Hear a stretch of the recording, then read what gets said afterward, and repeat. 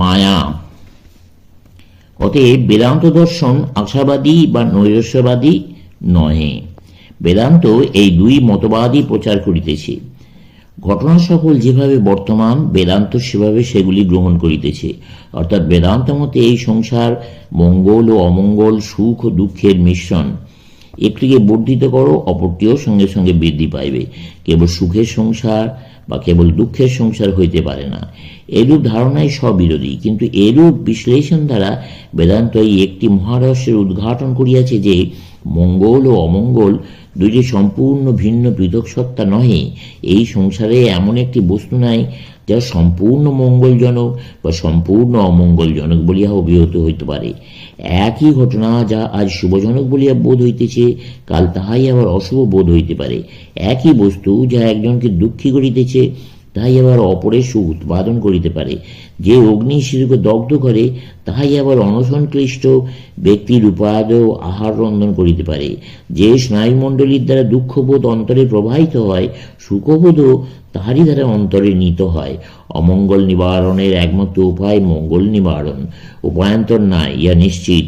মৃত্যু বারণ করিতে হইলে জীবনও বারণ করিতে হইবে। মৃত্যুহীন জীবন বা দুঃখহীন সুখ স্ববিরোধী বাক্য, কোনটি একা পাওয়া যায় না। দুই এক বস্তুর বিকাশ। গতকাল যাহা ভালো মনে করিয়াছিলাম, আজ তাহা ভালো মনে করি না। যখন আমরা অতীত জীবন পর্যালোচনা করি, বিভিন্ন সময়ের আদর্শ সকলে আলোচনা করি, তখনই ইহার সত্যতা উপলব্ধি করি। একসময় তেজস্বী অশ্বযুগল চালনা করাই ছিল আমার জীবনের আদর্শ। এখন এইরূপ চিন্তা করি না।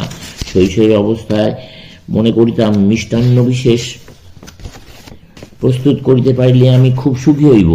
অন্য সময় মনে হইত স্ত্রী পুত্র ও প্রচুর টাকা করি হইলেই যথার্থ সুখী হইব। এখন এগুলিকে ছেলে মানুষই মনে করি হাসিয়া থাকি। বেদান্ত বলেন, এমন এক সময় আসিবে যখন আমরা পেছনের দিকে তাকাইব এবং যে সকল ভাবাদর্শের জন্য আমরা ব্যক্তিত্ব পরিহার করিতে ভয় পাইতেছি, সেগুলিকে আমরা বিদ্রূপ করিব। সকলেই নিজ দেহ বাঁচাইয়া রাখিতে ব্যগ্র, কেউই ইহা ত্যাগ করিতে ইচ্ছা করে না। এই দেহ যতকাল ইচ্ছা ততকাল রক্ষা করিতে পারিলে অত্যন্ত সুখী হইব, আমরা এইরূপই ভাবিয়া থাকি। কিন্তু এমন সময় আসিবে যখন একথা স্মরণ করিয়া আমরা হাসিয়া উঠিব।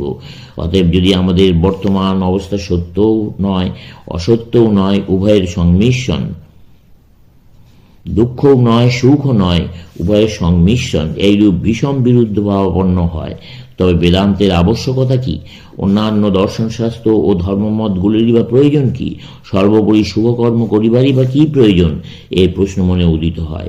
লোকে জিজ্ঞাসা করিবে, যদি অশুভ ছাড়া শুভ হয় না, যদি সুখ উৎপন্ন করিতে গেলেই সর্বদা দুঃখ উৎপন্ন হয়, তবে এই সকলের আবশ্যকতা কি?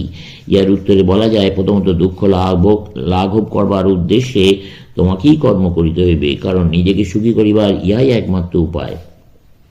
আমরা প্রত্যেকে নিজ নিজ জীবনে শীঘ্র বা বিলম্বে হোক ইহার যথার্থতা বুঝিয়া থাকি।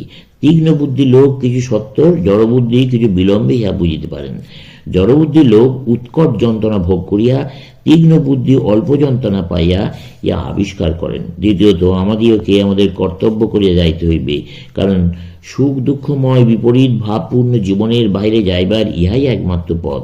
সুখ ও দুঃখ উভয় শক্তিই জগৎকে আমাদের জন্য জীবন্ত রাখিবে।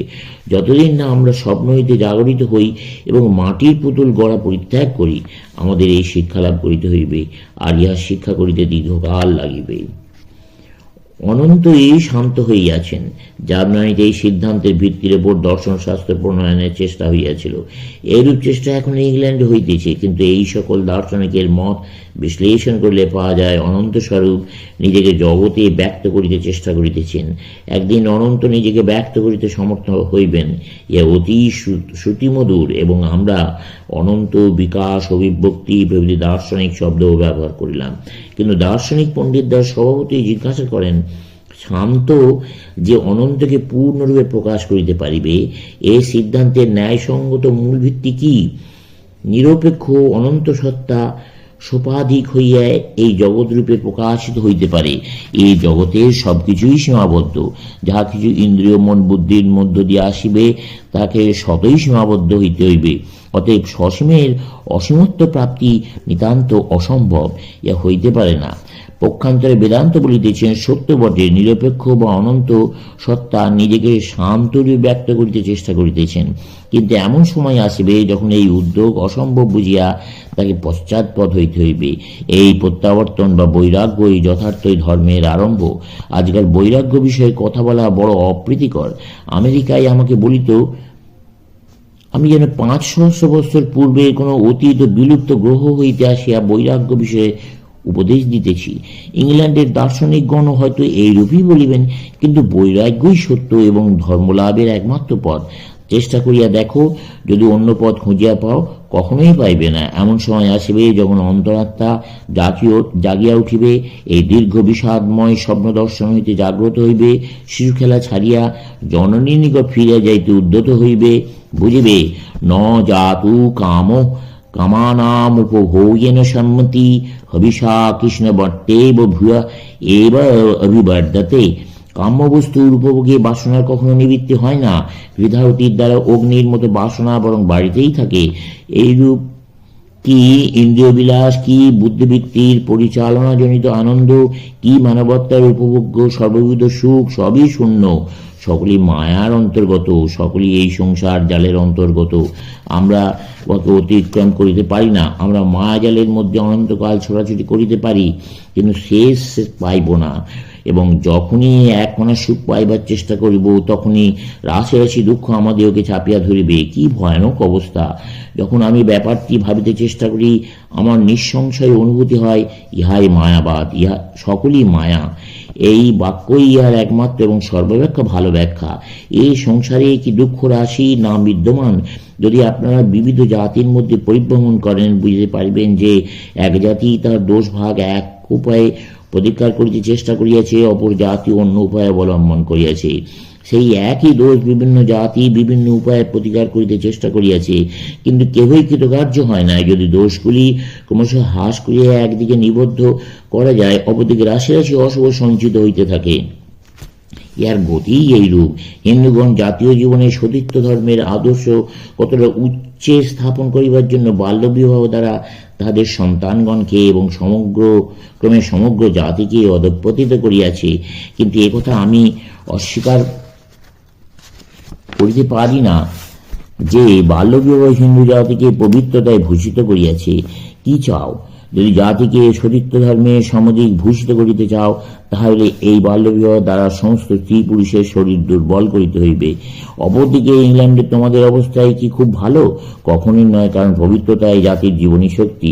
তুমি কি ইতিহাসে লক্ষ্য করো না যে অপবিত্রতার মধ্য দিয়া জাতির মৃত্যু চিহ্ন দেখা দেয়?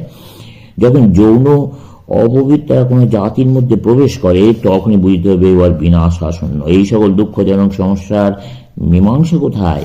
যদি পিতামাতা নিজ সন্তানের জন্য পাত্র বা পাত্রী নির্বাচন করে, তাহলে এই দোষ অনেকটা নিবারিত হয়। ভারতের কন্যাগণ যতটা ভাবপ্রবণ, ততপেক্ষা অধিক বাস্তববাদী, কিন্তু তাহাদের জীবন কবিত্বের বিশেষ অবকাশ থাকে না। আবার যদি লোকে নিজেরাই স্বামী ও স্ত্রী নির্বাচন করে, তাহাদের অধিক সুখ হয় না। ভারতীয় নারীগণ সাধারণত বেশ সুখী। স্বামী স্ত্রীর মধ্যে কলহ খুব বেশি হয় না।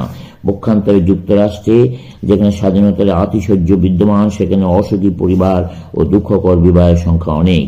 আমি যে কোনো সভায় গিয়াছি, সেখানে শুনিয়াছি সভায় উপস্থিত 1/3 নারী তাদের প্রতিপুত্রকে দূর করিয়া দিয়াছে। এইরূপই সর্বত্র। ইহাতে কি প্রকাশ পাইতেছে? প্রকাশ পাইতেছে যে এই সকল আদর্শ দ্বারা অধিকতর সুখ অর্জিত হয় নাই। আমরা সকলেই সুখের জন্য আপ্রাণ চেষ্টা করিতেছি, কিন্তু একদিকে কিছু সুখ পাইতে না পাইতেই অন্যদিকে দুঃখ উপস্থিত হইতেছে ক্রমশ।